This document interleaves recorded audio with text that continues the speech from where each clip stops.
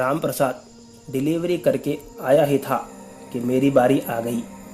मालिक का फ़ोन आ गया और मुझे खाने की सामग्री और पानी लेके अर्जेंट में मुरादाबाद से कोलकाता जाने का ऑर्डर मिला। सामान लोड करवाने के लिए मैंने ट्रक लगा दिया था। जैसे ही ट्रक लोड हो गया, मैं और मेरा साथी क्लीनर सामान लेकर के रवाना हो गए। मुरादाबाद से कोलकाता करीबन 1400 किलोमीटर पड़ता है और हमें आराम से 32-33 घंटे लगने थे सामान लेकर वहां पहुंचने में। ट्रक पूरा भरा हुआ था, इसलिए मैं काफ़ी संभल कर चला रहा था। नेशनल हाईवे 19 वैसे तो काफ़ी अच्छा हाईवे है, पर कई जगहों पर चोरी और लूटपाट की छुटपुट घटनाएं भी इस हाईवे पर होती रहती हैं और ये आम बात है। ठंड का महीना था और सुबह और शाम को काफ़ी कोहरा हो जाता था। रास्ते पर भूख लगने पर एक जगह ट्रक रोककर मैं और मेरा साथी नीचे उतरे और ढाबे पर भोजन किया। भोजन के तुरंत बाद ज़्यादा आराम ना करते हुए मैंने वापस ट्रक चलाना शुरू कर दिया। हमारा मालिक काफ़ी चिड़चिड़ा है। अगर सामान समय से डिलीवर ना हो तो वो बहुत गुस्सा करता है। ट्रक चलाते चलाते दूसरे दिन की भी शाम होने आई थी, लेकिन मुझे लग रहा था कि शायद पहुंचने में देरी हो जाएगी, इसलिए खाना मेरे क्लीनर ने ट्रक में ही बना दिया था और उसे खा के हम दोनों लगातार चलते ही रहे।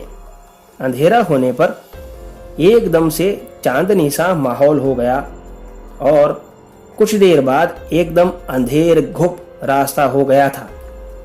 ट्रकों की आवाजाही भी काफ़ी कम लग रही थी। तभी मुझे थोड़ी थोड़ी देर पर नींद की झपकियां आना शुरू हो गई। मैंने मेरे साथी से कहा कि अब या तो थोड़ी देर तक ट्रक खड़ा करके सो जाऊं या फिर तू चला ले।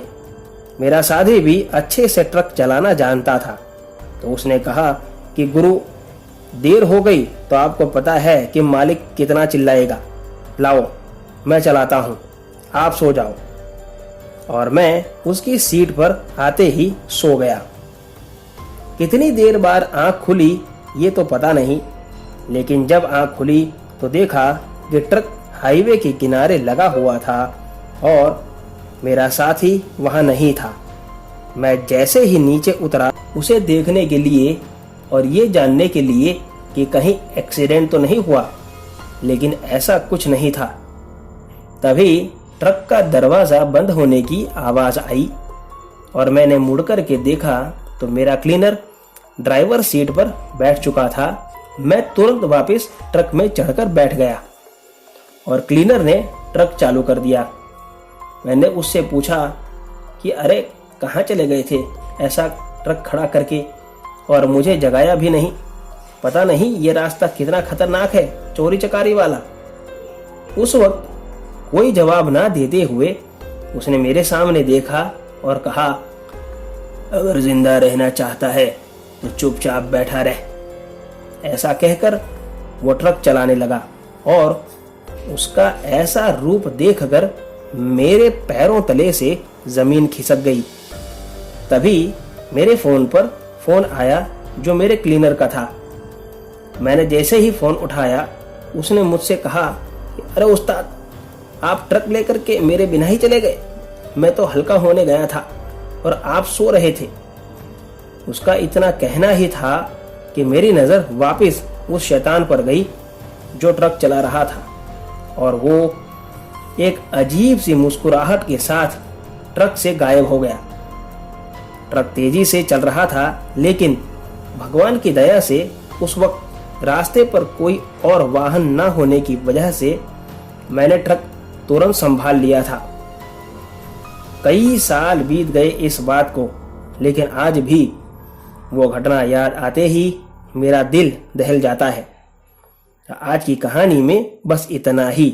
अगर आपको कहानी पसंद आई हो तो वीडियो को लाइक और चैनल को सब्सक्राइब ज़रूर करें तो मिलते हैं अगली कहानी में। तब तक stay home, stay safe. Thank you.